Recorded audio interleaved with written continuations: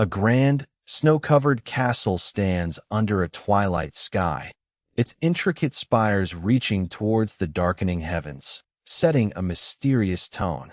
Inside, Veramonte stands tall as Ian looks up, asking, "You said you had something important to tell me," initiating a crucial conversation. Jurion confirms his intention, declaring to Veramonte that he will step down from his position as successor. After the revelation, Veramonte and Ian stand silently in the grand room, both looking out towards Jurion. Ian's face registers clear shock, contrasting with Veramonte's determined expression after Jurion revelation. Ian, stunned, asks what. Jurion then begins to explain his past actions committed for the family. Veramonte listens intently to Jurion's explanation of past actions, his expression serious as he considers the implications of a wrongdoing. Looking down in thought, Jurion declares he believes someone like him should not remain as the family's successor. Veramonte questions Jurion, asking, "Are you sure?" Veramonte stares intently, his eye glowing, reflecting the weight of their serious discussion. Jurion confirms his stance to Veramonte, stating yes. They stand in the grand room, processing the profound implications of their conversation. Jurion, with his eye glowing, firmly declares that Ian is better suited to be the family's successor instead of himself. Ian reacts with utter shock to Jurion's statement, exclaiming, "Brother," as he processes this new revelation. Ian, still reeling, questions Jurion's shocking proposal, asking, "You want me to be the successor?" Jurion finds Ian's actions despicable. Jurion, thinking of Ian's action even though he have already discussed it with the family head, looking serious, calls out to a distressed Ian, who appears overwhelmed by the unfolding conversation. Jurion, with glowing eyes, assures Ian he will succeed, contrasting it with his own past wrongdoing against the family. Ian stares back, wide-eyed and speechless, visibly distressed by Jurion's profound statements. Ian, visibly distressed, addresses his brother, while Veramonte stands between them, observing the tense interaction. Veramonte assures that Ian will be the successor. Jurion turns, revealing his yellow eyes, as Ian stands behind him, still overwhelmed by the unexpected proposal. Jurion stands with Ian across from Veramonte, as he utters a simple "thank you." Jurion intently as Veramonte acknowledges his reflection, but states, "You may not leave your room yet." Veramonte, with his long white beard, emphasizes that one must show true remorse and learn from past mistakes. Jurion, dressed sharply, acknowledges Veramonte's words, stating, "I understand. Then, I shall take my leave." Jurion walks away down a grand corridor, his footsteps echoing. Ian and Veramonte are seen through a window, remaining in the room. Jurion's dark, shadowy figure with glowing yellow eyes watches Ian and Veramonte's reflection, suggesting a watchful presence. Ian and Veramonte remain in the grand room, both looking out the door, deep in thought after their profound discussion. Jurion's shadowy figure with glowing yellow eyes steps forward, its ominous presence now clearly visible from the dark. Veramonte informs Ian that Jurion has volunteered to step down, and Ian will now take over Jurion's former duties as successor. In a new, glowing scene, Mioru appears, remarking that she didn't expect someone to reach out to her first. Mioru, with a subtle smirk and glowing eyes, utters the name Jurion Patrick. Jurion stands alone, looking out a grand window at the snowy landscape, appearing deep in thought. Jurion, looking intense, reminds the other person, "It was you who told me to contact you," clarifying the nature of their communication. Jurion, seen by a snowy window, hears her laugh and admits, "You're right. My bad," acknowledging he initiated the contact. Mioru smiles serenely, her eyes closed, as if anticipating Jurion's next move. A soft pink glow surrounds her.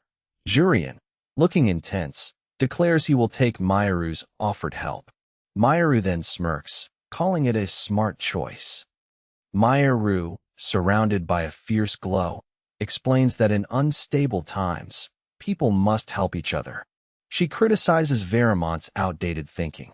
A close-up shows a person's eye, looking down in a moment of quiet reflection after Mioru's impactful words. Mioru offers a sly smirk, her eyes glowing with intensity as she prepares to make a significant proposal. With a powerful declaration, Mioru states, "I'll grant you anything," as her words resonate with the listening Jurion.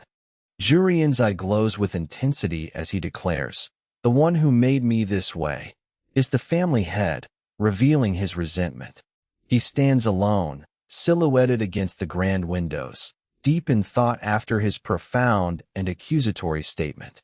A sleek black car drives through the city at dusk, its headlights cutting through the growing darkness as engine sounds fill the air. Inside, Ian loosens his tie, sighing with relief as he asks, "Phew, is that all for today's schedule?"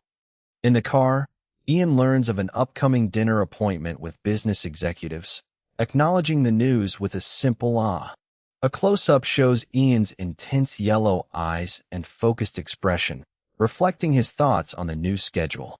Ian, now taking on the successor's duties, reflects on how busy his brother's life must have been, feeling overwhelmed already.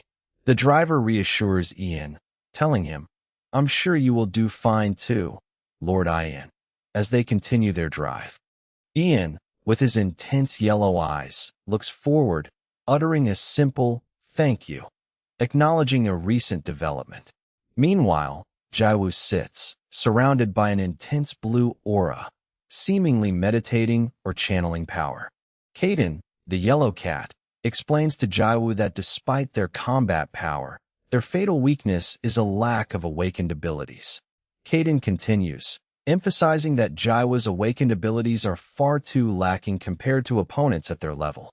Kaden intensely advises Jiwoo to gather strength by any means necessary, as Jiwoo sits enveloped in a powerful blue aura.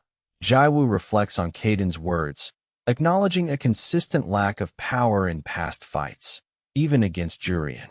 Kaden seems to read Jiwoo's mind, asking if he was pondering how to quickly build his strength amidst a dark, streaky background. A shocked Jiwoo turns to Kaden, asking how he knew his thoughts, confirming his internal struggle for power.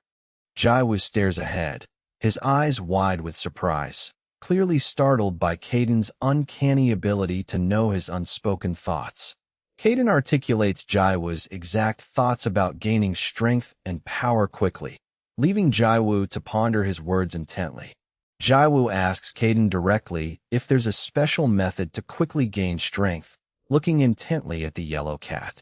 Kaden, with a stern look, tells Jiwoo there's no shortcut. Strength must be built steadily through force control. Jiwoo sits thoughtfully, uttering a soft ah, as he reflects on Kaden's advice about steadily building strength. Cardian warns Jiwoo that such dangerous thinking about quick power fueled horrific past experiments, with Pluto observing. Cardian, the white cat, looks on intently, seemingly reflecting on Kaden's warning about dangerous experiments. Jiwoo appears, reflecting on past issues with certain processes and results. Kaden sternly reminds Jiwoo to focus solely on steady force control, urging him to dismiss any thoughts of shortcuts, and Jiwoo agrees. Suddenly, Bluesy, wearing an apron and gloves, peeks from behind a wall, calling out to Jiwoo with a surprised expression. Bluesy reveals to Jiwoo that Jiyong has arrived, stating, "Why go Jiyong came looking for you?" Jiwoo reacts with a surprised, soft H. To the news, his wide eyes reflecting his thoughts as Kaden observes him. Jiyong, with her long dark hair, is seen from behind, walking away on an urban street. Jiwoo, smiling, greets Jiyong, explaining he was training. Pluto and Cardian observe from a nearby doorway. Pluto, Cardian, and Kaden are shown peeking from a doorway, all three with stern, watchful expressions. Jiyong looks directly at the viewer, her long dark hair framing an intense and thoughtful expression. Jiwoo looks at Jiyong with wide, concerned eyes, asking if something happened, while Pluto and Caden cautiously peek from the doorway. Jiyong tells Jiwoo that she heard Ian Patrick is said to have died. Cardian is shown in a close-up, looking up intently with glowing yellow eyes.